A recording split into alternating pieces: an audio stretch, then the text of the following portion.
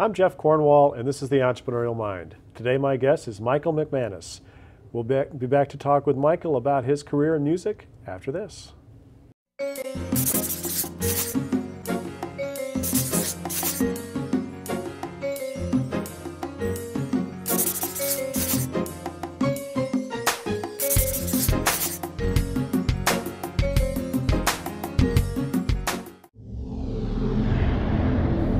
Talkapolis programming is sponsored in part by the Vane Center, now celebrating 10 years service in Nashville, Tennessee. Welcome, Michael. Thank you. Appreciate you being here. So, just tell a little bit about your career and kind of how you've progressed through the music industry. And we'll, as appropriate, I'm going to jump in and we're going to talk about some entrepreneurial lessons along the way, Sure. if that's okay. Grew up in Memphis. I was in local bands for a while, and then I joined my first national band in 2005. And then after that, I took a break, went to college, and then I came back on the touring side of things, and I started, from that first national band, there was one guy that was really instrumental in my career, and he helped me join others.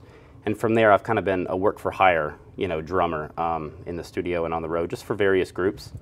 And that's pretty much how things progressed for me. So was there ever a point where you kind of went the traditional route in music and kind of got into the system? Well, I usually say that as a work for hire, it's different because lots of people, they'll end up joining one band and they'll ride that their entire career. And Right. that's great. They were able to, get signed at one point. But I've kind of jumped from band to band because I've been the guy that gets a call after the band's established. Something Gotcha. happens with a drummer. Hey, we need a guy.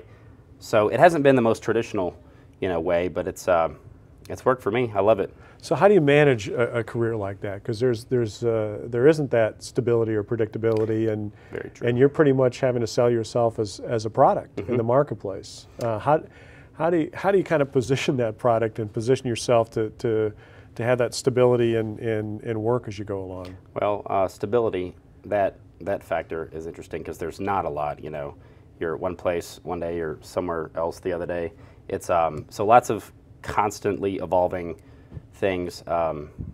Financially, that's another factor in terms of stability. So I manage the best I can. I just day to day, like I said, manage it the best I can, and been doing it for a while. So I'd like to think that I've got an idea, of how it runs and how I can make it work best for me. So as an independent, you really are, you're kind of at the periphery of a lot of the changes that are going on in the industry.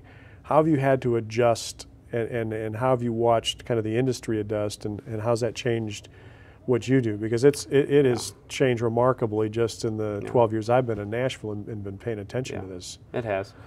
In terms of the industry as a whole, I get hired to do just one specific job, more or less. So although I see the changes, they don't directly affect me in a lot of ways. Have they helped you more? I mean, is it because a lot of things have gotten outsourced and spun out? Has that helped you? Is it more of a freelancer to be more of an asset for hire out there? To be honest, it seems to really not affect me in terms of the way that the business has changed. Right. I remember back in the golden days of rock and roll, millions of dollars, and then Napster hit, and then all that. That stuff more or less doesn't really affect me personally.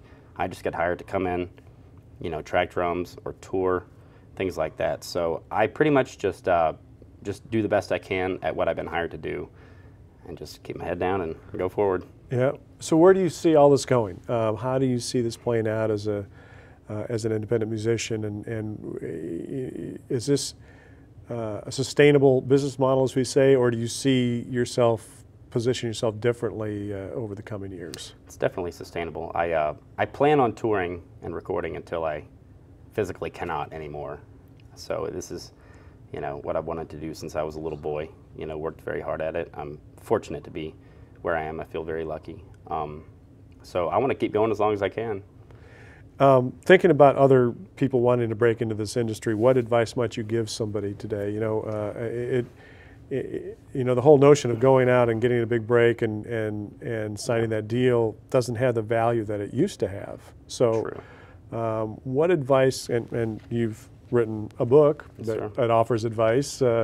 to musicians. What advice might you give them? And if you sit down with a young drummer who says, "Man, I want to make it in this industry," what would you tell? What are the tips? What are the 3 or 4 things you'd say? This is what you got to do. Okay. I did that about a month ago with a guy from Iowa. He asked me pretty much the same thing, and I said, number one, it's important to be where the action is. You know, Nashville's an incredibly musical town. Everybody here seems to be in the entertainment industry in some form or fashion. But isn't that a disadvantage in some ways? You know, you would think, but for me, it's proven to not be a disadvantage. It's proven to be great. And the nice thing about a town like this, too, is I've spoken with people in higher positions, and although they're territorial, which they should be, they're very nice about it, and they want to help you. It's always at the very end, you know, what can I do? You know, hand me this, I'll pass it on to so-and-so. So it's a great place to be. I would say, number one, be where the action is. Okay. So whether it's here, Los Angeles, maybe New York, you know, something like that. 2, I would say, like I was speaking about before, we're not in the golden age anymore, you know. Right.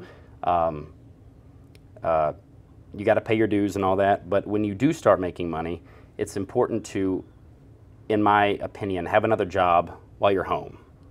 Because when you're touring nonstop, money's good, you can sustain yourself, you know, Right. and your way of life. When you come back home, once that money's gone, it's gone. Right. And then what do you do until the next tour starts up? So I think it's important to have multiple streams of income. So what do you do when you're home? I teach at a school called the School of Rock in Franklin. Okay. It's a great place. Yep. Good kids, good staff. Yep. I do that. I would say just have absolute laser focus, you know. There are lots of distractions. By all means, live your life, but never lose sight of what you want to do. And I always try to say, do one thing a day that takes you closer to where you want to be, whether that's an email to somebody or whether that's building your website, you know, or maybe writing a chapter of a book or something, just one thing a day, you know, to where when you lay your head down at night, you can say, I'm a little bit closer to being where I want to be. Those are 3 things, I think. And number 4, I mean, practice, you know. Sure. So you get yourself out there, you market yourself effectively, but you've got to have the skill at the end of the day, so that's important. Well, you may not realize it, but you just gave a good set of lessons for really any entrepreneur, not just a musician. That's great. So That's great. I appreciate you coming by today. Absolutely. Thanks Thank for having you. me. Yep. Yes, sir.